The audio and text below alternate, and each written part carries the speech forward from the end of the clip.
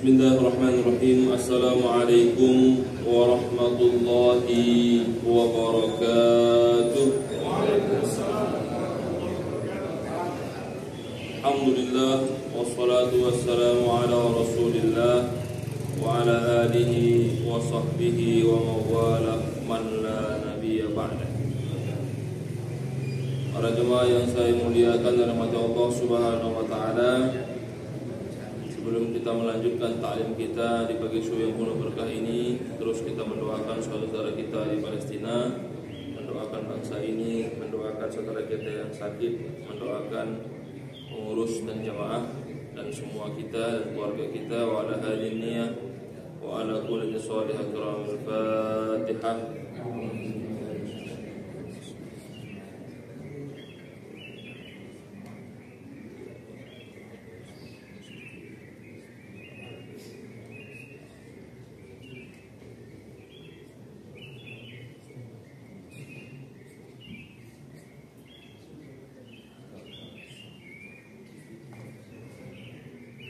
Bapak Ibu yang dirahmati Allah Subhanahu wa taala, kita lanjutkan bagian atau dua bagian terakhir dari dinasti Umayyah. Yang pertama tentang bagaimana gejolak politik dan pemberontakan pada masa Bani Umayyah, dan yang terakhir sumbangsih peradaban yang diberikan oleh dinasti Umayyah. Pada bagian kelima dari 6 bagian yang akan kita uraikan, yaitu tentang Al-Faslul Khamis, Al-Ahzabu wa Thawratul Mu'adiyah di Bani Umayyah.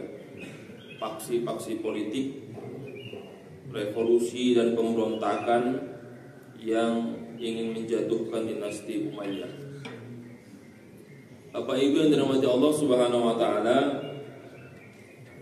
suka atau tidak suka, kata pengarang ini, bahwa terlepas kontroversi kepemimpinan khilafah dari tangan Hasan kepada Muawiyah yang disebut dengan Amul Jamaah, tahun perdamaian dan kesepakatan umat pada saat itu, bahwa khilafah dari Hasan berpindah ke Muawiyah itu berlangsung kurang lebih 91 tahun, dari tahun 41 Hijriah sampai 132 Hijriah.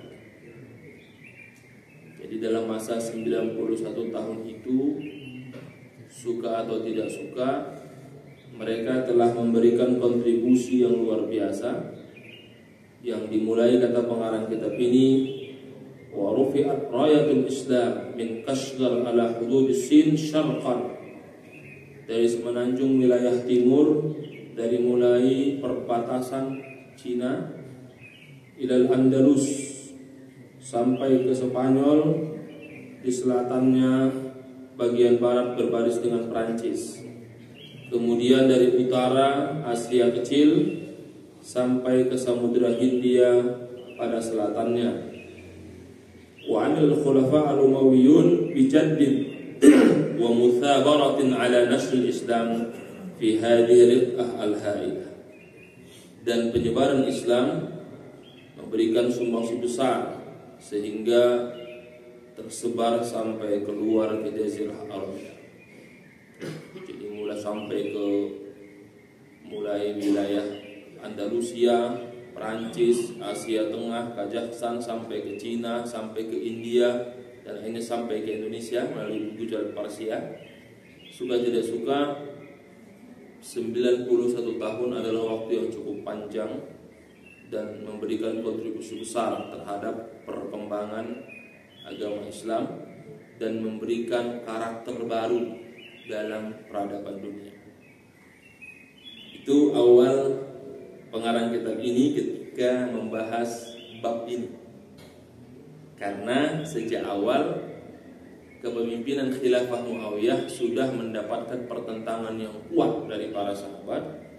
Puncaknya ketika beliau menggunakan metode baru dalam pemerintahan yang disebut dengan wilayatul ahdi, putra mahkota, dari syura menjadi sistem turun-temurun atau monarki. Sehingga dari situ sudah bisa terbayang bagaimana pertentangan dan perdebatannya.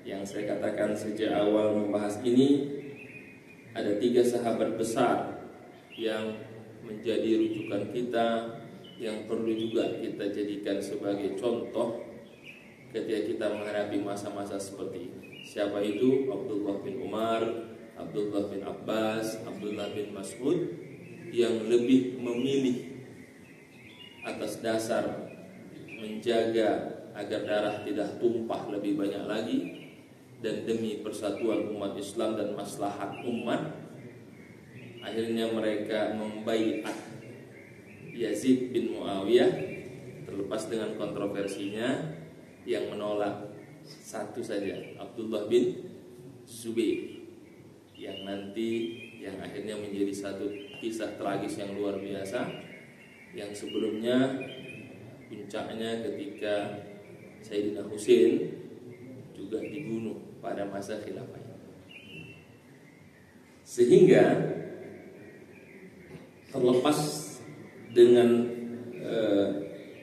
dinamika pergumulan politik, bahkan pertengkaran di antara mereka, mau tidak mau asbahat hadhil masaha min al-ardi bimanni 'alayha min umamin wa syu'ubin tashkulu 'alaman islamiyan wahid. Dia menjadi satu peradaban yang disebut dengan peradaban Islam.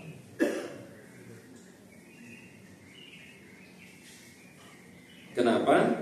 Karena ini sesuai dengan harapan Rasulullah SAW bahwa Islam itu akan berkembang ke seluruh penjuru dunia, dan itu adalah bagian yang tidak terpisahkan dari kita sebagai seorang muslim. Tagline-nya biasanya nahnu du'a qabla kulli syai'. Kita semua adalah dai sebelum segala sesuatu.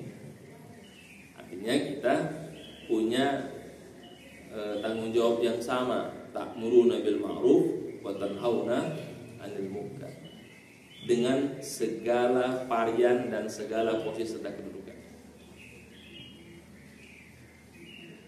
Kemudian wa hadhihi kullaha a'malun jalilah tashhadu lil Umayyin bi dawrihim al-baris fi tarikh al-Islam, wa yazdadu al-i'jab bil Umayyin wa taqdiruhum idza arafna annahum qamu bi tilkal a'mal al-jalilah fil waqti alladhi kanu yusari'una fihi a'da ashaddi min kulli lawn. Dalam 91 tahun itu perkembangannya luar biasa, tapi juga menakjubkan kalau kita telaah dari sebelumnya. Perkembangan luar biasa, tapi pergolakan, perlawanan, serta peperangan demi peperangan di antara saudara juga luar biasa. Artinya, kata pengarang kitab ini, wa yazdadul i'jab, menambah satu ketakjuban yang luar biasa dengan dinasti Umayyah ini, dengan segala kontroversinya, perkembangan Islam sampai pada masa kejayaannya, tapi pergolakan menghadapi musuh internal maupun eksternal dengan segala macam variannya juga luar biasa. Kita tahu bagaimana masa Muawiyah itu sampai 10 tahun untuk membuat umat menjadi stabil. Dia meninggal, masuk anaknya Yazid, pergolakan luar biasa. Bagaimana Abdul Malik bin Marwan itu membutuhkan 15 tahun untuk membuat negara menjadi stabil. Masuk anak-anaknya stabil dengan 4 khilafah, tapi masuk cucu-cucunya kembali lagi terjadi pergolakan, sampai akhirnya jatuhlah dinasti Umayyah. Sehingga dikatakan oleh pengarang kitab ini, faja'alud daulah ta'ishu mu'zam ayyamiha fi sira'in dakhiliyin, sehingga menjadikan dinasti ini dalam perkembangannya lebih banyak menyelesaikan pergolakan internal.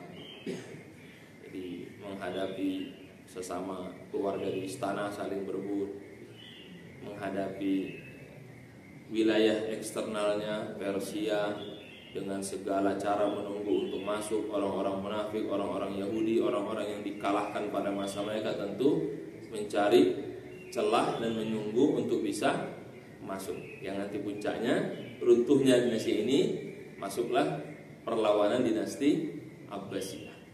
Dan sampai sekarang pergolakan itu terus saling berganti satu dengan yang lain. Fala takadu tataghallabu ala aduwin hatta yubriza laha aduwun akhar. Sehingga belum selesai satu pemberontakan dipadamkan, sudah muncul pemberontakan yang baru. Belum selesai satu masalah diselesaikan, sudah muncul masalah yang baru.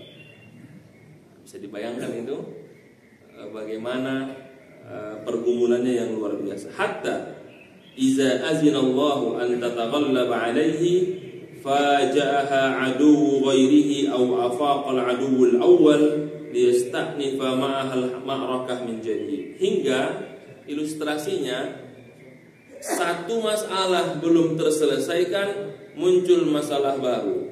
Masalah baru belum terselesaikan, muncul masalah yang baru lagi. Masalah baru di sini sudah selesai, ini hidup kembali. Ini diselesaikan, yang kedua hidup kembali. Ini diselesaikan, yang ketiga hidup kembali. Bolak-balik begitu saja. Dan ternyata kalau kita kaitkan dengan saat ini, ya sama saja. Siapa yang berkuasa, dia yang mengambil kebijakan. Siapa yang tidak berkuasa, dia yang ditindas, kan? Bagi yang berkuasa, dia mengatakan sudah sangat adil. Bagi yang ditindas, apapun jawabannya pasti tidak adil, kan?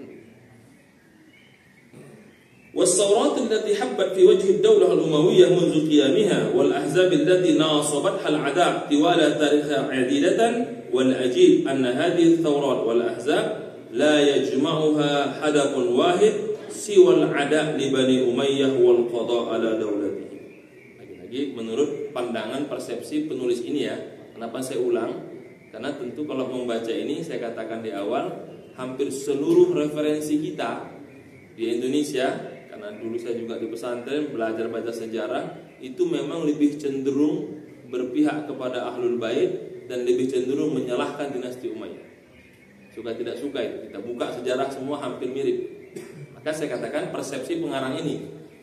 Apa kata pengarang ini? Segala bentuk pemberontakan, faksi-faksi politik yang muncul saat itu, baik dalam internal istana maupun di luar, sepanjang itu ada satu hal, semuanya mengarah pada satu tujuan yang sama. Apa? Menghancurkan Bani Umayyah dan ingin mengambil alih kekuasaan Bani Umayyah. Kenapa? Yang saya katakan sejak awal, karena menurut umat Islam, Muawiyah itu mengambil hak dari Hasan dan Husain. Terzolimi dalam kalimatnya, kan begitu kan? Tapi yang saya katakan sejak awal, menjustifikasi Muawiyah dengan sejarah yang kita baca juga tidak boleh. Kenapa? Dia sahabat Nabi, dia penulis wahyu, dan Rasul mengatakan kalau kepemimpinan di tangan Muawiyah, Islam akan maju. Itu kata Rasulullah SAW. Maka yang saya katakan, apapun alasannya, semuanya radhiyallahu anhu. Di sini bedanya kita membahas sejarah Islam dengan orientalis membahas sejarah Islam. Kita liputannya akidah dan takzim dan takrim kepada sahabat. Bisa dibayangkan kalau pergolakan sahabat itu hari ini masuk, wah bisa dicaci sahabat itu. Luar biasa, kan begitu. Tapi apapun itu, kita kembali kepada hadis Nabi, la tasubbu ashabi. Jangan pernah kalian menghina sahabatku. Kan begitu? Lau balagha kullul ardi ma balagha hatta nasifu. Seandainya satu dunia ini mengumpulkan kebaikan dan amalnya, tidak akan bisa menyamai amal sahabatku meskipun setengah. Itu kasih. Poinnya di situ.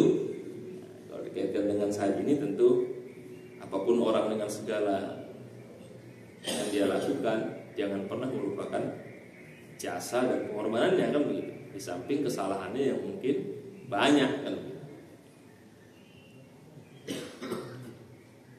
Fakana, dan dari antara pergolakan itu yang akan kita bahas ada 3 besar pemberontakan itu. Yang pertama yang akan kita bahas pemberontakan Khawarij, yaitu golongan yang tidak puas dengan keputusan Ali bin Abi Thalib radhiyallahu anhu ketika arbitrase Majelis Tahkim. Yang kedua Syiah, golongan kedua yang merasa Khalifah Ali terzalimi dan berhak mendapatkan kekuasaannya. Dan yang terakhir pemberontakan keluarga Nabi untuk membentuk dinasti Abbasiyah. Jadi 3 hal ini yang mewarnai pergolakan besar dalam dinasti Umayyah. Di samping perlawanan dari istana, kita tahu klannya Muawiyah tidak mau diambil kerannya Marwan bin Hakam, kan begitu. Kan Muawiyah itu hanya 3 porsi saja, Muawiyah, Yazid, Muawiyah 2, Marwan naik, kan begitu. Dari Marwan nanti di akhir mau diambil lagi oleh Muawiyah, ditolak. Akhirnya Marwan bin Hakam pada Muhammad bin Marwan sebagai penutup dari Marwan bin Hakam. Itu juga pergolakan kan di antara internal mereka. Wassanadu, dan lagi-lagi kata pengarang kitab ini, yang dibawa benderanya adalah diniyun. Apa isu yang dibawa? Tetap apa? Isu agama. Yang saya katakan kemarin, narasinya nggak jauh dari 3 hal: ketidakadilan, kezaliman, kan begitu, tingkah laku penguasa yang tidak berempati kepada umat. 3 hal itu pasti diulang-ulang. Tapi poin utamanya katanya wassanadu diniyun aydon, tetap yang paling mudah untuk menggerakkan umat dan menyentuh sisi terdalam umat itu adalah agama. Dan mau tidak mau, sampai saat ini sesuatu yang paling mudah mendorong semangat untuk naik adalah agama. Sehingga kita harus sepakat, kita tidak bisa lepas dari agama. Karena itu yang membuat orang bisa tertarik dengan kuat, apapun itu latar belakangnya. Kama kanat hunaka sauratun dafa' ilaiha tumuh asy-syakhsi, meskipun ketika membawa bendera agama tentu di balik itu ada faktor-faktor pribadi yang ingin berkuasa. Faktor-faktor ambisi untuk berkuasa. Faktor-faktor hendak berkuasa, tentu itu nggak bisa dihilangkan. Tapi tetap bendera awalnya selalu membawa atas dasar agama dengan tagline-nya menegakkan amar ma'ruf nahi munkar. Sehingga ketika dipadamkan satu pemberontakan, satu perlawanan, pasti akan tumbuh perlawanan berikutnya. Dan semua narasinya sama, menegakkan agama, amar ma'ruf nahi munkar. Di antara pemberontakan yang besar itu yaitu munculnya Thawrah Al-Mukhtar ibnu Abi Ubaid Al-Thaqafi alladhi raqaba tayyar Syiah, di mana Syiah sebagai dalang di belakangnya. Thawratu Abdurrahman ibnu Muhammad ibnu Al-Ash'as wa Yazid ibnu Al-Mahla. Ini faktor utama terjadinya pemberontakan dan perlawanan serta pergumulan luar biasa dinasti Umayyah selama 91 tahun. Tapi hunaka unsurun akhar, tapi ada faktor lain. Ini disebut dengan faktor eksternal. Apa itu? Humul mawali, yaitu orang-orang non-Arab yang ingin berkuasa. Khususnya kata beliau adalah minal farsi, dari Persia. Ini faktor eksternal yang disebut dengan mawali. Kalau bapak ibu yang pergi umroh atau ada istilahnya mualat itu. Apa arti mualat? Keturunan anak keturunan. Misalnya bapaknya orang Arab, ibunya orang Bogor, atau sebaliknya ibunya orang Arab, bapaknya orang Libiliang. Itu namanya mualat, yaitu keturunan-keturunan.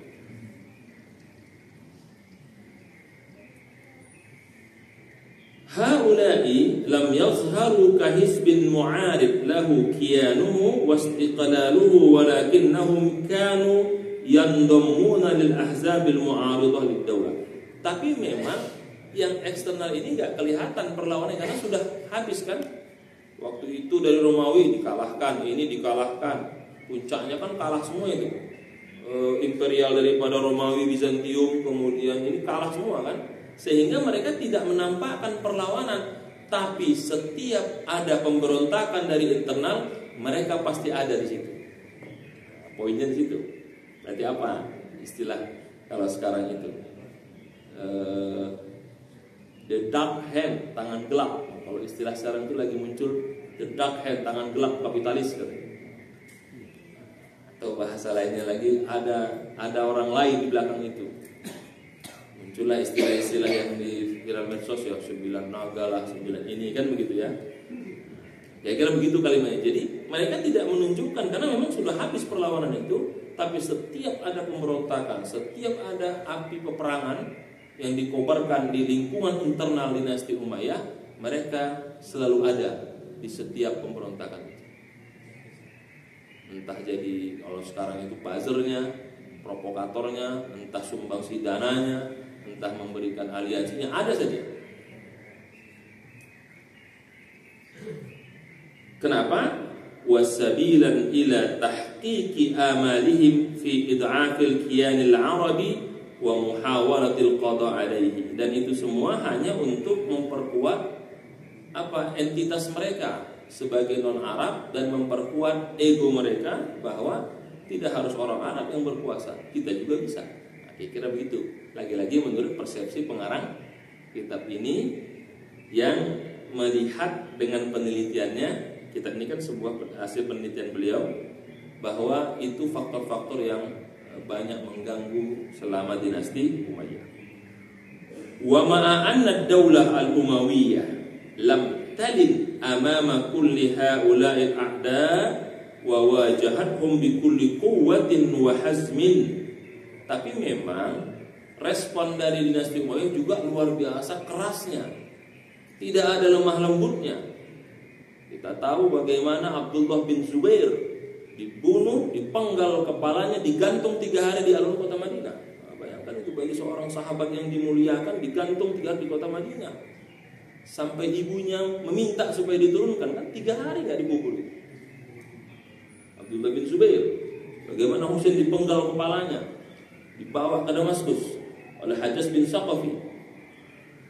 Karena respon dari dinasti Umayyah saat itu yang berkuasa juga tidak kalah kerasnya dan menghabisi seluruh musuh-musuhnya, bukan seperti saudara muslim, itu juga menimbulkan reaksi yang luar biasa dan menambah ketidaksukaan umat terhadap dinasti Umayyah. Jadi hati-hati, umat diam itu bukan berarti senang. Kan gitu kalimatnya. Apapun yang kita lakukan umat diam bukan berarti mereka senang. Bisa jadi bara api yang tersimpan, kapan ada gejolak keluar. Baru-baru ini kan itu juga gejolak itu. Diamnya umat itu juga harus hati-hati. Beda dengan diamnya perempuan kata Nabi. Dia senyum berarti setuju dilamar kan begitu. Kalau umat beda. Diamnya itu bisa jadi dia berdoa siang malam, bisa runtuh itu segala bentuk rezim itu. Sama dengan respon dari Umayyah yang begitu keras. Apa kalimatnya? Lam talid amama kullu haula'il a'da. Tidak ada, memang keras meresponnya. Wa wajahatum bi kulli quwwatin wa hazmin. Dengan apa? Represif ya. Jadi berantas terus, bunuh semua, penggal kepalanya. Itu kan represif namanya itu. Wa qatat ala mu'zamihim. Dan semua habis diberantas habis. Illa anna kifahaha didduhum wa ma kabaduha min khasair maddiyah wa ma'na. Tapi memang reaksi yang luar biasa keras itu memberikan efek juga yang luar biasa. Materi banyak yang hilang, dendam berkepanjangan, dan menumbuhkan apa? Kebencian di kalangan. Tapi kalau saat itu Muawiyah tidak sekeras itu, ya runtuh Muawiyahnya kan gitu. Nah, pemberontakannya juga sama-sama luar biasa kerasnya juga. Respon dinasti Umayyahnya dengan segala perintah khalifah, gubernurnya, apalagi Hajjaj ibn Saqafi yang luar biasa kejamnya kan begitu ya. Sikat, bunuh, habisi kan begitu. Musuhnya pun sama. Kita masih ingat bagaimana penduduk Mesir, penduduk Irak yang membunuh Utsman bin Affan dengan cara tidak boleh dia makan minum selama 60 hari. Itu juga luar biasa dahsyat. Sampai ditarik Utsman itu meninggal dalam keadaan di seluruh umat. Bayangkan seorang khalifah ditahan tidak boleh makan minum selama 60 hari. Kasar juga itu. Jadi sama-sama kuat. Dan akhirnya itu ad'afaha wa auhana min quwwatiha wa kana min ahammi asbabi suqutiha. Sehingga dengan perlawanan yang keras itu juga melemahkan Muawiyah secara tidak langsung, dan akhirnya puncaknya runtuhlah dinasti Umayyah. Kalau kita melihat kan orang itu kan kalau berkuasa ada istilah pokoknya bukan dia kan gitu ya. Kalau orang sudah muak kan begitu. Narasinya apa? Asal bukan ini jangan naik kan begitu. Sama. Tapi bagi mereka yang memberikan perlawanan alasannya juga sama. Kalau kami nggak melawan ya kami jatuh kan begitu. Dan semuanya pasti satu tujuannya, ya ingin berkuasa itu aja. Semua dari apa? Tumuh syakhsi, ingin berkuasa. Dan bajunya sama semua atas nama agama. Lagi-lagi ini persepsi pengarang ini untuk masuk ke materi selanjutnya, dan kita akan coba uraikan satu persatu yang kita awali dengan munculnya aliran Khawarij, karena merekalah awwalu man syahira silaha fi wajhiha. Kenapa Khawarij menjadi nomor satu pembahasan kata pengarang ini? Karena merekalah yang pertama kali mengangkat senjata secara terbuka melawan dinasti Umayyah. Mengangkat senjata. Kalau masih marah-marah itu mungkin nggak ditanggapi, tapi kalau sudah mengangkat senjata, maka ini tidak bisa dianggap main. Karena kita lihat pengertian Khawarij, saya kira sudah banyak literasinya ya. Urifal Khawarij bihadzal ismi ba'da tahkim fi ma'rakati Siffin, wa kanu qablaha min ashaddi ansari ala ibni Abi Thalib, wa hadaru ma'ahu mawqi'atal Jamal wa Siffin, walakinnahum insyaqqu alaihi ba'daha wa rafadut tahkim. Jadi memang asal muasal Khawarij ini muncul ketika peristiwa tahkim, arbitrase kan. Kan saat itu perang Siffin, Khalifah Ali hampir saja mau menang oleh Amr bin As, pihaknya Muawiyah, ditancapkan mushaf di tombak, diangkat, mari kita berdamai atas nama Al-Quran. Artinya kita kembali ke hukum Allah menggunakan Al-Quran, maka namanya Majlisut Tahkim. Yang saat itu kalau versinya yang pernah saya ceritakan, versinya dari sumber-sumber Syiah, bagaimana Amr bin As itu apa istilah sekarang untuk memfrank Abu Musa al-Asy'ari, kan begitu versi dari Ya'qubi, yang versi Syiah kan begitu. Jadi katanya bagaimana kita saling menyerahkan kekuasaan, kan gitu kalimatnya. Kata Abu Musa al-Asy'ari mewakili Ali, ya sudah Ali tanazul. Oke. Nah, karena sudah tanazul Abu Musa al-Asy'ari versinya Ali, apa kata Amr bin As? Karena Abu Musa sudah tanazul, berarti yang berkuasa Muawiyah. Itu versi Ya'qubi kan, yang dibantah oleh pengarang ini. Tidak mungkin Abu Musa sebodoh itu. Intinya adalah sebenarnya saat itu ada kesepakatan kalau dari pihak Ali, dari Abu Musa al-Asy'ari tidak mau turun, dari pihak Muawiyah Amr bin As juga tidak mau turun. Waktu itu mereka mengusulkan kita angkat satu orang yang layak sebagai dua pihak. Siapa? Abdullah bin Umar, anaknya Khalifah Umar kan saat itu. Tapi kan Abdullah bin Umar tidak mau diangkat sebagai tokoh Umar satu. Akhirnya terjadilah dua ini. Dan masalahnya setelah dua ini terpisah, terjadi peperangan demi peperangan. Kalau versi yang kita baca kan begitu, saling turunnya Musa, Amr bin As mengambil alih. Tapi kan kita akhirnya mengatakan itu kelicikan Amr bin As. Tapi bagaimana kita mengatakan dia licik? Dia sahabat Nabi, masuk Islam 6 Hijriah pada Hudaybiyah. Gelarnya Amr bin As, Dahirul Arab radhiyallahu anhu. Kan repot juga kita untuk mengecam dia sebagai sahabat yang culas. Sementara dia gelarnya radhiyallahu anhu. Repot dari situ. Sebelumnya pengikut Ali ini fanatik sekali, yaitu ikut pada perang Unta. Mereka ikut membela Ali. Perang Siffin mereka membela Ali. Dan pembela Ali ini rata-rata min hufazil Quran, hufaz. Karena orang tahu ketokohan Ali sangat dihormati. Tapi karena saat itu majelis tahkim Ali mau tanazul, kan saat itu kan waktu perang itu akhirnya menang sebenarnya. Udah posisi menang mau dihancurkan tapi minta damai kan begitu. Saat itu kan kata pendukung Ali, teruskan saja, itu hanya pura-pura saja itu, khid'ah itu namanya, tipu daya. Tapi kan kata Ali enggak. Kalau sudah Quran diangkat ini serius nih, kita harus hormati, makanya berhenti kan. Tapi kan sebagian sahabatnya perang aja karena itu pasti tipuan. Kata Ali tidak, itu Quran loh. Makanya ketika Ali menerima dikhianati, kata pengaruhnya ini Ali yang bodoh, maka Ali tidak layak jadi khalifah. Mereka keluar kan, kharaja, keluar dari barisan Ali. Maka kalimatnya kharaja, maka menjadi khawarij. Kan begitu? Yang positif itu kan khuruj.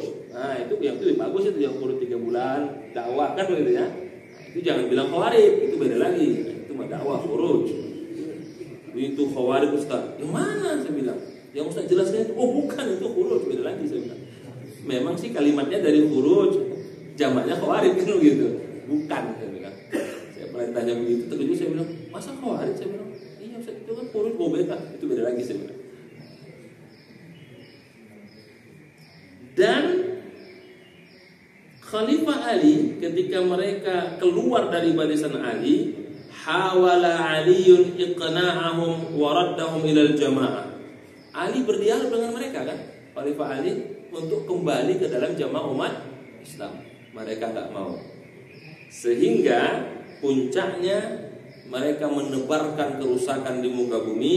Sampai akhirnya Khalifah Ali memerintahkan untuk memerangi mereka. Bayangkan itu, pendukung Ali fanatik, tapi diajak kembali nggak mau, dan mereka mengkafirkan Ali, sehingga Ali sendiri yang memerintahkan untuk menghukum mereka.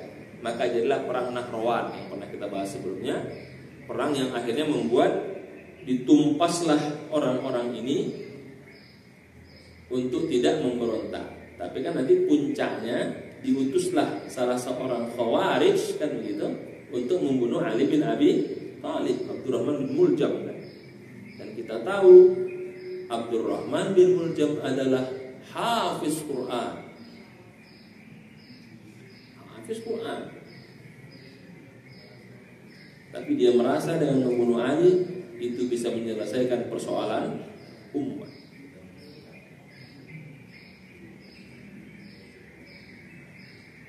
Tapi ketika mereka dikatakan Ali sebagai orang khawarij yang keluar dari kepatuhan kepada imam, mereka sendiri tidak suka dikatakan khawarij.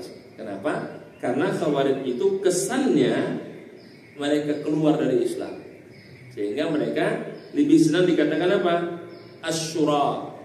Apa itu asyura?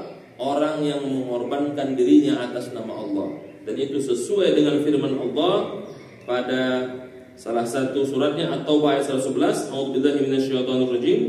Bagi yang hafal, Innallaha ashtara minal mu'minina anfusahum wa amwalahum bi anna lahumul jannah. Bahwa Allah telah membeli jiwanya umat hambanya yang beriman dengan surga. Jadi mereka mengatakan, kami bukan khawarij, kami syarat, orang yang menyerahkan dirinya untuk Allah. Makanya Orang Khawarij rata-rata ahli Quran, hufaz, ahli ibadah. Atau mereka mengatakan kami adalah al-mahkamah, bukan Khawarij. Apa mahkamah itu? Kita kembali kepada hukum Allah, bukan kepada hukum manusia. Juga disebut juga mereka al-harawiyah. Jadi Khawarij itu mereka tidak mau menolak, itu sebutan Ahlussunnah wal Jamaah kepada mereka dan sebutan Ali ke mereka. Tapi mereka nggak mau menerima itu. Mereka mau syurat atau mahkamah atau disebut dengan harawiyah. Karena disitulah basis atau base campnya mereka di kampung yang namanya Al-Harwara, yang mereka di situ berkumpul dan itu ada di salah satu kota di Kufah. Jadi disebut dengan Al-Harawiyah, kampung Al-Harwara yang tempat mereka berkumpul. Walamma kana sababu khurujihim qabulu Ali at-tahkim bainahu wa bain Muawiyah faqad sahu li anfusihim nazariyah fil khilafah taqulu ala mabda'in. Dan karena mereka menolak sistem tahkim perdamaian Ali Muawiyah, sehingga Khawarij punya pandangan tentang khilafah. Apa yang pertama? Bahwa khilafah tidak harus orang Arab Quraisy seperti kepercayaan Ahlussunnah wal Jamaah. Kan Ahlussunnah wal Jamaah mengatakan orang Arab yang paling layak, Quraisy. Mereka mengatakan tidak harus. Tidak harus orang Arab Quraisy. Dan konsep ini mempengaruhi dengan munculnya nanti dinasti di luar Arab. Apa itu? Turki Utsmani, Ayyubiyah, Tuluniyah, kan itu bukan Arab semua itu.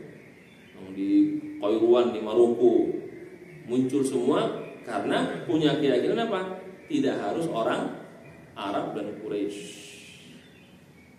Sementara Ahlussunnah wal Jamaah pandangannya apa? Harus orang Arab dan Quraisy. Makanya kita kalau lihat ada orang Arab, turun Arab, soleh ya kita langsung hormati. Kenapa? Karena dari Arab. Karena kita tadi begitu kan. Kalau dia orang Arab nggak benar ya kita tolak. Tapi kalau dia orang Arab soleh, tentu kita utamakan karena begitu aswaja Ahlussunnah wal Jamaah itu. Sementara kata Khawarij tidak, nggak harus orang Arab. Makanya kayak Imad itu dituduh Khawarij kan, karena dia menolak dominasi orang Arab. Nggak penting, yang penting harus berkualitas saja. Yang kedua,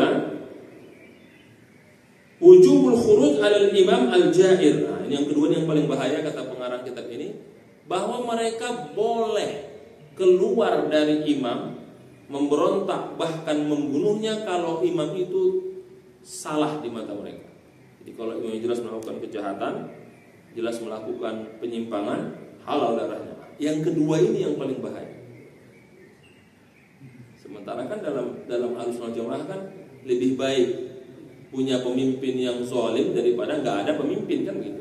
Bertentangan dengan Khawarij. Khawarij itu kalau sudah pemimpin salah, halal darahnya. Bisa dibayangkan kalau ketua DKM salah diturunkan terus tiap bulan ganti ketua DKM. Gitu kira-kira. Itu kata pengarang ini, wa huna wajhul khuturah fi harakatihim kullaha. Disinilah yang paling berbahaya. Kalau yang pertama tidak harus Arab Quraisy itu masih tidak menjadi problem. Karena kan kita punya dalil apa? Orang yang paling mulia yang bertakwa kan begitu. Rasul sudah katakan di Haji Wada, itu masih perdebatan. Tapi kalau sudah mengatakan wujubul khuruj alal imam jair, kita wajib bukan lagi boleh, wajib keluar dari imam yang zalim, halal darahnya. Nah, di sini bahaya. Dan itu menimbulkan pemberontakan yang luar biasa sampai mereka mengkafirkan Ali bin Abi Thalib. Kita tahu bagaimana posisi Ali bin Abi Thalib. Ana malik ilmi wa aliyud, bahwa aku kota ilmu, Ali pintunya. Dan gelarnya karamallahu wajhah, lebih tinggi dari radhiyallahu anhu kan gitu. Sehingga karena pendapat mereka ini itu berpengaruh dalam sikap-sikap mereka. Setiap kali pemimpinnya melakukan kesalahan, mereka mengangkat senjata dan menghalalkan darah. Sehingga pemberontakan demi pemberontakan sulit untuk dihindari. Apa kata Dr. Najjar, peneliti tentang Khawarij? Dia mengatakan, walam yakun al-khawarij illa fi'atan minan nas khada'u bis-sarabi fara'au anna al-haqqa fi janibihim wahdahum wa anna an-nasa jami'an laisu ala syai'. Menurut Dr. An-Najjar, Khawarij itu adalah sekelompok manusia yang melihat fata morgana, merasa mereka paling benar dan orang lain semuanya salah, sehingga mereka gampang mengkafirkan sesama muslim yang berbeda dengan mereka. Bahkan kata Dr. An-Najjar ini, peneliti tentang Khawarij, mereka berpendapat orang kafir musyrik itu lebih baik dari muslim yang bertentangan dengan keyakinan mereka. Kalimatnya, wa yarawna al-kuffara wal musyrikina ahsana halan minal muslimin al-mukhalifina lima balihim. Jadi menurut mereka lebih baik orang kafir musyrik daripada muslim yang berbeda. Dan sekarang itu bisa kita lihat banyak yang begitu tipe-tipenya itu. Baik sama orang non muslim, orang kafir daripada sama muslim, tapi pelaku khurafat misalnya, banyak begitu. Dan wa mimma yadullu ala zalika, dan memperkuat asumsi Dr. Najjar ini, itu merujuk tokoh Mu'tazilah.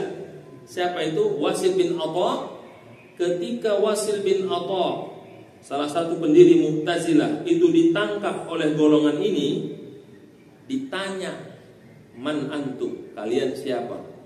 Wasil bin Atha menjawab, nahnu musyrikuna mustajirun, kami adalah orang musyrik yang bekerja. Karena jawaban itu, tarakuhum, ditinggalin, nggak diganggu. Kalau dikatakan muslim, ditangkap. Sampai sebegitunya. Kata Dr. An-Najjar memperkuat argumentasinya bahwa Khawarij itu segolongan orang yang melihat fata morgana, merasa diri benar, orang lain salah, sehingga mengkafirkan siapapun, bahkan sampai ke tingkat yang paling ekstrim bahwa lebih baik musyrik kafir daripada muslim yang berbeda pandangan. Dan itu dibuktikan ketika Wasil bin Atha, tokoh Mu'tazilah, ketika ditangkap oleh mereka, dia ngaku sebagai orang musyrik sehingga tidak dihukum dan dilepas. Itu kata Dr. An-Najjar. Wa ma'a khuturati afkaril khawarij, dan bahayanya pemikiran ini, allati la zalat tajidu laha makanan fi uquli ba'di syababil muslimin, dan pemahaman ini sampai saat ini, kata pengarang ini, masih ada, khususnya di tangan pemuda-pemuda muslim yang ghirah Islamnya luar biasa, siap mati biasanya.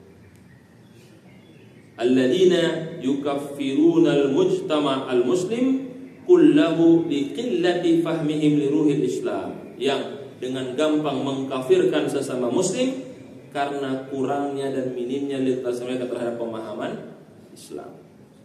Illa annana la nastati'u an nahkuma 'alaihim bil kufri. Masalahnya, kita tidak bisa menghukumi Khawarij sebagai orang kafir karena dia beragama Islam, pemahaman yang ekstrim. Kenapa? Maka benarlah kata Khalifah Mulia Umar bin Abdul Aziz. Nanti kita lihat dari semua khilafah itu yang paling dihormati Umar bin Abdul Aziz. Cuman kan cuma 2 tahun, nggak lama. Apa kata Umar bin Abdul Aziz mengomentari siapa itu Khawarij? Aradtumul akhirah wa akhtatum tariqaha. Itu masalah. Jadi mereka Khawarij adalah orang yang menginginkan akhirat tapi salah jalannya. Itu kata Umar bin Abdul Aziz menyikapi orang Khawarij. Jadi mereka orang-orang yang cinta akhirat tapi jalannya salah. Nah, ikut Google Map dia. Kira-kira begitu ya. Fadalla sa'yuhum fil hayatid dunya wa hum yahsabuna annahum yuhsinuna sun'a. Itu ayat yang ada di surat Al-Isra. Nah, ya kan? Qul au nabbiukum bil akhsarina a'mala alladzina sa'yu fil hayatid dunya wa yahsabuna annahum yuhsinuna sun'a. Ayat itu dipakai untuk menilai Khawarij yang berpandangan ukhrawi tapi jalannya tidak sesuai dengan syariat. Tokoh-tokoh yang muncul yaitu Al-Azariqah, Al-Ba'nafi bin Azra, Al-Bahisiyah, ila Baihas, kemudian banyak sekali Ibadiyah. Kalau Nafi ini mereka punya keyakinan Yang Nafi ini, yang Azariqah ini yang paling keras. Mereka mengatakan setiap pemimpin yang bersalah, melakukan kesalahan, halal darahnya dan pelaku dosa besar dan pasti masuk neraka. Ini yang paling keras. Najdah tidak lebih keras dari itu, tidak sampai ke menghalalkan darah. Kemudian yang lain juga sama, saya tidak bacakan detail. Saya akan fokus kepada pemberontakan Khawarij. Pemberontakan Khawarij itu banyak diterjemahkan oleh para ulama dalam kitab ini adalah golongan yang senang bunuh diri. Jadi memang sengaja memang ingin dirinya mati supaya masuk surga, dan muncullah seperti sekarang itu yang bom bunuh diri, miripnya begitu. Wal gharib, tapi memang yang sangat menarik kata pengarang kitab ini, mereka bukan cinta dunia. Hampir seluruh Khawarij itu tidak cinta dunia. Jadi dunia itu nggak penting bagi mereka. Mereka apa? Orang-orang yang tidak ngejar materi. Memang mau akhirat saja. Jadi gharibnya itu, menariknya itu, mereka dengan ikhlas menyerahkan dirinya untuk Allah, tidak perlu dunia, tidak mengejar materi, tidak mengejar jabatan, murni hanya ingin masuk surga. Sehingga golongan ini, kata pengarang kitab ini, sebelum mereka memberontak kepada Umayyah, mereka termasuk pasukan yang sangat luar biasa dipakai oleh khalifah sebelumnya. Karena berani mati, mau syahid aja, nggak mengejar materi, nggak ingin kekuasaan, hanya ingin meninggal mati syahid. Dan menurut mereka, kalau melawan pemerintah yang zalim itu kategori mati syahid. Sehingga suka tidak suka, yang membuat Khalifah Ali menang perang Onta, perang Siffin itu mereka juga, karena tokoh-tokoh yang memang nggak penting itu yang lain. Kita kalau punya begitu kan luar biasa, loyalis yang luar biasa, nggak perlu dunia, nggak, pokoknya mengabdi aja. Sehingga memberantas orang ini sulit, dan itu terjadi dalam beberapa kali pertarungan, dalam arti peperangan. Misalnya mereka hanya 500 orang melawan 4.000 orang, kalah yang 4.000. Kemudian mereka hanya 4.000 orang, lawannya 100.000, kalah yang 100.000. Berapa kali dipadamkan, jumlah mereka sedikit, tapi yang banyak kalah. Itu luar biasa, karena memang mereka nggak cinta dunia, fokus saja untuk berjihad kan begitu. Sehingga Khawarij ini sulit dipadamkan, karena memang mereka adalah orang-orang yang tidak mengejar dunia. Jadi kalau orang yang mengejar dunia kan bisa disentuh. Untuk apa mengejar dunia, itu materi kan begitu. Ini ahli agama, gimana nyentuhnya gitu. Bahkan Umar bin Abdul Aziz itu pernah berdebat dengan mereka. Umar tidak bisa menjawab pertanyaan, sampai kata Umar, tunggu saya 2 hari, saya berpikir untuk mencari jawabannya. Saking hebatnya argumen ahli ibadah semua. Bahkan selevel Umar bin Abdul Aziz tidak mampu menjawab ketika mereka dialog, sampai minta tunggu berapa hari untuk memberikan jawaban. Saking kuatnya dalil dan argumentasi mereka. Tapi lagi-lagi pada masa Yazid bin Abdul Malik, kemudian pada masa yang lain memang diberantas dengan luar biasa, banyak yang dibunuh sehingga menambah jatuhnya dinasti Umayyah, seperti Abdullah bin Zubair yang dibunuh lalu digantung. Kemudian bagaimana keluarga istana juga tidak terima dengan kebijakan dari istana sehingga banyak yang memberontak. Dan yang paling luar biasa dari pemberontakan ini ada 2. Pertama, pemberontakan Syabib bin Yazid, dan kemudian yang kedua pemberontakan Dohak bin Qais Ash-Shibani. Jadi pemberontakan yang paling besar itu adalah Syabib bin Yazid, yang merupakan Khawarij As-Sifriyah minal Mosul di sebelah utara Irak. Ini sangat luar biasa. Kenapa? Karena berkali-kali dihancurkan mereka bisa menang. Bahkan mereka pernah menguasai Kufah dengan jumlah 600 orang, itu bisa mengalahkan pasukan 40.000 orang. Itu luar biasa, kuat sekali. Sehingga sampai pasukan yang ketiga barulah mereka bisa diberantas. Itu pun sudah mendatangkan banyak sekali pasukan, dan tokoh-tokoh yang luar biasa baru bisa membuat mereka bisa dipadamkan pemberontakan. Kemudian selanjutnya pemberontakan yang lain, saya tidak baca itu. Nah, ini yang paling penting, ketika Suzak ini memberontak, mereka hanya menerima mau dialog dengan Umar bin Abdul Aziz. Khalifah lain mereka tolak, tapi khusus Umar mereka terima. Sehingga mereka merasa Umar ini adil, mereka mau berdialog. Mereka menanyakan dua hal dan dijawab dengan begitu baik oleh Umar bin Abdul Aziz, tapi satu hal yang nggak bisa dijawab. Apa itu? Lagi-lagi kasus putra mahkota Yazid menjadi putra mahkota itu nggak bisa dijawab. Jadi yang lain dijawab dengan bagus oleh Umar bin Aziz, tapi ketika ditanya bagaimana pendapat Anda ketika Muawiyah menetapkan putranya jadi khalifah padahal tidak kompeten, nah itu dia nggak bisa jawab. Kata Umar, berikan saya waktu untuk menjawab. Berapa bulan kemudian ternyata Umar meninggal dunia. Akhirnya setelah Umar siapa? Yazid bin Abdul Malik mengambil alih, malah diperangi, diberantas, sehingga mereka sadar ini bukan perintah Umar bin Khattab karena dia sudah meninggal, ini adalah perintah khalifah sesudahnya, sehingga perlawanan menjadi berkobar lagi. Kan sudah mau damai, nah, keburu meninggal. Makanya ada istilah dulu orang-orang tua meskipun nggak relevan ya, orang baik cepat meninggal. Terus berarti kalau begitu yang lama hidupnya nggak baik dong, gitu ya. Biasanya orang baik cepat meninggal, kan begitu ya. Kemudian pemberontakan selesai, diberantas habis, itu menambah luka bagi umat Islam. Kemudian masuk Saurah di luar dinasti Umayyah, itu dari dalam internal, Dohak bin Qais. Dohak ini juga luar biasa pertarungannya. Kenapa? Karena Dohak ini dulu dibaiat oleh Umar bin Abdul Aziz. Maksudnya dianggap sebagai orang yang baik, dan anaknya Umar bin Abdul Aziz yaitu Abdullah itu membaiat Dohak jadi khalifah dan menolak khilafah Bani Umayyah anaknya Yazid bin Abdul Malik. Siapa itu? Anaknya Umar bin Abdul Aziz, itu memberontak juga.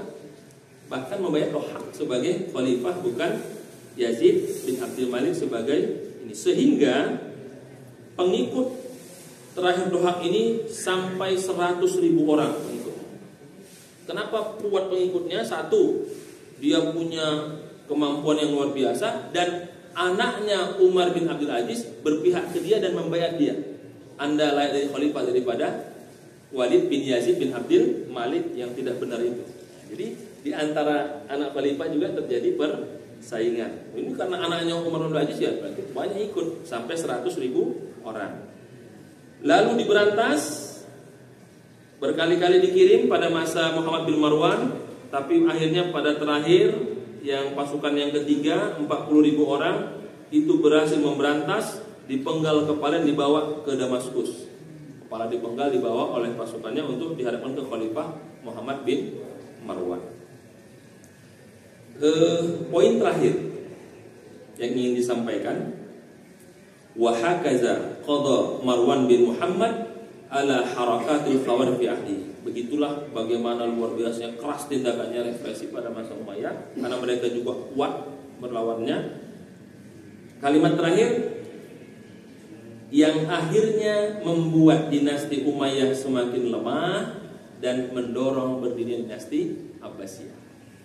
Wal'an halana an nas'al. Pertanyaan pentingnya sebagai penutup, ayyatu faidah adat alal ummah islamiyah min jirai hadith saurat. Apa faedahnya dengan pertarungan ini? Yang ada hanyalah kerugian umat Islam, kehancuran umat Islam, dan banyak darah-darah yang ditumpahkan. Nah, jawabannya apa? Al-haqqu annahu la faidah. Jadi kata beliau penutupnya, dengan peperangan yang sampai membunuh banyak orang ratusan ribu itu apa faedahnya? Setelah kita berperang, yang ada apa? Yang rugi umat Islam, darah ditumpahkan, banyak yang menjadi janda, banyak yang menjadi yatim. Yang didapat apa? Yang ada hanya runtuhnya dinasti Umayyah, berdiri dinasti yang baru, muncul gerakan-gerakan separatis yang akhirnya meruntuhkan umat Islam itu sendiri. Yang ingin dikatakan pengarang kitab ini adalah tidak ada faedahnya pertempuran itu tidak ada faedahnya pergolakan itu, yang ada menimbulkan luka dan dendam yang berkepanjangan. Dan pemikiran Khawarij sampai sekarang itu masih ada, dan bahkan merasuk ke pemuda-pemuda Islam yang ghirah Islamnya luar biasa tapi salah salurannya. Itu kata pengarang kita. Saya kira itu sebagai penutupnya, agak panjang saya menjelaskan karena memang neo-neo Khawarij saat ini juga sudah mulai banyak pemahaman yang seperti ini. Mudah-mudahan kita terhindar dan mudah-mudahan Allah memberikan kita keselamatan. Demikian. Yang ada bertanya, waalaikumsalam. Assalamualaikum warahmatullahi wabarakatuh. Silakan Pak. Saya lebih ingin bertanya ke masalah perbedaan manfaat dari Rasulullah sampai Islam. Ya. Karena kita lihat dari ulama-ulama yang selama ini ada satu distorsi dalam pemahaman tafsir Quran sehingga muncul khawat ketika. Sehingga misalnya inna Allah istarau bil mu'minina yu'minuna fi sabilillah. Ini adalah menjadi itu diterapkan ke bukan berkurang dengan orang kafir, itu kan distorsi, distorsi tafsir. Terus yang kedua ada nafsu kekuasaan yang menggunakan agama sehingga muncul syiah. Hampir-hampir kita juga muncul Islam Nusantara. Kira-kira nggak tahu saya motifnya apa, kekuasaan atau karena distorsi pemahaman. Yang ketiga pengaruh culture mungkin. Apakah Islam Nusantara itu karena pengaruh culture? Nah, ini gimana cara memfilternya? Karena agama terbaik kan zaman Rasulullah, kemudian ada terbaik, kemudian sahabat, tabi'in. Terus semakin kita semakin jauh. Faktor apa yang paling dominan? Apakah karena ingin kekuasaan? Apakah distorsi pemahaman baik fikih maupun tafsir Quran? Atau karena pengaruh culture? Ya, baik Pak. Pertanyaannya ini ujian sidang terbuka doktoral ini, mata kuliah sejarah peradaban Islam. Baik Pak, saya coba uraikan. Karena begini, kalau Bapak tanya ke dokter dengan segala spesialisnya, pasti dokter akan mengatakan spesialis dialah yang paling penting untuk segera diselesaikan. Bapak misalnya datang ke dokter bedah, wah ini bahaya. Datang ke dokter internis, oh ini bahaya, semua bahaya kan. Nah, kita bingung yang mana mau diikuti. Kata administrasi, bayar dulu Pak, baru nanti dipikirkan kan. Poinnya di situ kan, ini pembayarannya kan. Pertama, saya harus jelaskan begini. Ada hal yang mungkin saya harus sampaikan poin pentingnya Pak. Ketika ada Nabi, maka semua penafsiran itu ada rujukan, yaitu Rasulullah Shallallahu Alaihi Wasallam. Apakah pernah terjadi penyimpangan? Pernah. Apa penyimpangannya? Mu'az bin Jabal jadi imam sholat isya, rakaat pertama Al-Baqarah, kedua Ali Imran. Pagi-paginya dilapor ke Nabi, itu kan posisinya dia di kampung lain, ditegur kan, Mu'az, afattanun anta, mau buat agama baru? Mana ada sholat wajib 5 waktu baca surah Al-Baqarah sampai habis gitu, kasihan orang. Ditegur kan Mu'az bin Jabal. Tapi karena Rasul saat itu tokoh sentral, selesai masalah. Oh berarti nggak boleh kan begitu. Andai tidak terjadi pada masa itu, sekarang terjadi mungkin boleh. Karena nggak ada orang yang menjadi rujukan akhir kan. Yang kedua, ada sahabat pulang dari perang kan begitu, karena udah rindu sama istri berhubungan, mau mandi subuhnya kan begitu, mau mandi nggak bisa karena dia ada luka, kalau mandi nanti bisa meninggal. Dia ingat pengganti wudhu tayamum kan begitu. Berarti kalau mandi guling-guling di tanah kan begitu. Sampai ke Rasul bilang nggak begitu juga, cukup wudhu kan begitu. Tapi itu Rasul nggak marah, tertawa karena pemahaman yang salah. Artinya pada masa Nabi potensi itu ada. Nabi selesaikan. Tapi Mu'az juga pernah dipuji Nabi ketika ke Yaman kan. Mu'az, nanti kalau di Yaman kamu gimana menyelesaikan hukum? Kan nggak ada aku. Aku pakai Al-Quran ya Rasul. Kalau nggak ada pakai hadis. Kalau nggak ada aku beristihad selama menggunakan Quran dengan sunnah. Kata Rasul, udah bagus. Alhamdulillahilladzi waffaqa Rasulillah lima yardha. Alhamdulillah engkau sudah benar sebagai utusan. Berarti dapat apa? Legalitas kan? memberikan fatwa pada Nabi masa hidup dia. Setelah wafat Nabi, memang tidak ada otoritas yang bisa memastikan itu. Sehingga Khalifah Umar mengeluarkan satu konsensus yang dikatakan lebih tinggi dari Quran sama hadis. Tapi kalau dikatakan bisa dipotong, bisa bahaya. Aliran baru gitu. Apa itu lebih tinggi Quran hadis setelah Nabi? Al-ijma'. Ijma' itu namanya konsensus ulama yang oleh para ahli dikatakan lebih tinggi dari Quran sama hadis. Tapi kalau dipotong kalimat saya, langsung aliran baru gitu. Karena setelah Nabi meninggal, nggak ada yang bisa menafsirkan mutlak, harus kesepakatan ulama, sehingga kesamaannya lebih tinggi dari Quran dan hadis. Namanya ijma'. Nah, ijma' ini dalam perkembangannya setelah Islam terpecah-pecah, ijma' setiap lokal. Setiap negara ada ijma' masing-masing dan punya kaidah, sebuah ijma' tidak bisa dibatalkan dengan ijma' yang lain. Sehingga ya tadi hasilnya pemahaman dia menyebar-nyebar karena tidak ada kata tunggal yang bisa mengatakan ini gitu mutlak. Akhirnya muncul nanti hadis ikhtilafu ummati rahmah, perbedaan umat itu adalah rahmat bagi yang ahli ilmu. Kalau di jamaah enggak rahmat itu musibah. Maka ikutlah apa kata pemimpin yang punya fatwanya. Saya berikan contoh. Ini yang mau pergi umroh, saya kasih tahu ada contoh yang paling fenomenal. Di Saudi tidak boleh Jeddah dijadikan mikot. Yang mau pergi umroh yang turun di Jeddah biasanya itu langsung umroh itu. Akhirnya di pesawat pakai kain ihram. 10 jam pakai kain ihram. Turun pesawat sakit. Apa fatwa MUI? Boleh mikot di Jeddah. Apa kata yang lain? Arab nggak ada fatwanya. Timur Tengah nggak ada, Indonesia buat sendiri. Indonesia lebih pintar dari orang Arab. Enggak begitu, karena memang ijtihad itu tidak bisa dibatalkan dengan ijma' yang lain. Makanya mikot di Jeddah kan? Yang baru apa yang terakhir? Mina diperluas, Arafah diperluas. Kita dapat bagian di situ kan begitu? Nah, tapi nggak mau. Kalau kata Saudi kalau nggak mau berarti kota dikurangi. Oh kami mau kota lebih, tapi itu nggak mau, ya nggak bisa kan? Oh tempatnya di situ. Itu kan susah kan menyatukannya. Nah itu contohnya Pak. Dan kalau ditanya kenapa muncul Khawarij Syiah itu, memang ujung-ujungnya adalah kekuasaan. Yang saya katakan tadi kayak Muawiyah itu kan menolak Khalifah Ali, menolak harus mencari pembunuh Utsman kan begitu. Tapi kan kesiksaannya jadi khalifah, nggak selesai. Utsman kan nggak dibahas juga. Setelah jadi Khalifah Muawiyah apa dicari pembunuh Utsman? Nggak dicari juga kan. Sejarah membuktikan setelah Muawiyah mengambil dari Hasan, apa dicari pembunuh Utsman? Enggak ada tim investigasi itu. Selesai. Tapi bagaimana kita mengatakan Muawiyah jahat? Oh enggak bisa. Radhiyallahu anhu. Pasal 1 nanti.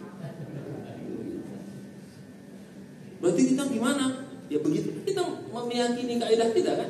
Makanya kita sama Syiah enggak bisa masuk. Syiah menolak sahabat, kita memuliakan. Tapi sahabat ya, bukan selain sahabat itu bisa diperdebatkan. Sehingga kalau ditanya bagaimana kita kembali, nah, yang paling penting itu Pak poinnya Pak. Kembali kita supaya bisa bersatu ada 4 tahapan. Ini 4 tahapan. 1, kita harus memperbanyak literasi kita terhadap Islam. 1, apa? Pastikan ada rujukannya dalam Al-Quran. Itu 1 poin. Tanya dulu pertama, ada nggak di Quran disebutkan? Oh ada, tapi nggak spesifik. Tafsirnya ini masih bisa diambil rujukannya. Sudah? Kalau di Quran tidak ada, kedua, rujuk ke sunnah Rasul. Ada nggak di hadis konteks itu? Oh ada, tapi konteksnya ini dijelaskan. Tapi Bapak jangan versi Bapak jelaskannya, tanya sama ahlinya. Ini buka chat GPT ya, nggak ahli dia kan begitu. Hadis. Sudah di hadis selesai? Ternyata di hadis tidak ada konteksnya. Perdebatan ketiga.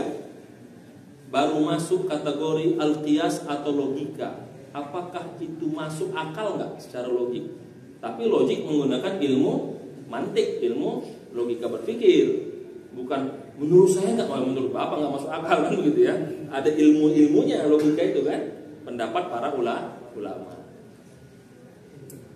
Yang terakhir, kalau di situ pun belum masuk, terakhir ikut kesepakatan umat mayoritas.